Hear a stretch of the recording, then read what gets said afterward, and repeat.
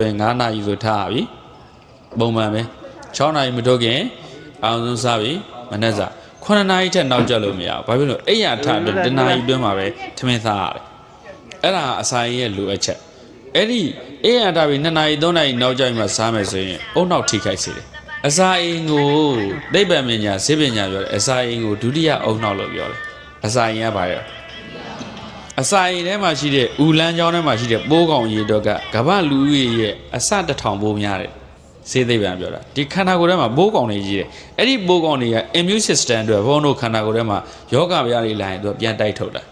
စားတော့ပြောတယ်ပိုးမျိုး80လို့ပြောတယ်အရေးအတွက်ကိုပြောတာမဟုတ်ဘူးပိုးတွေရဲ့ type ပေါ့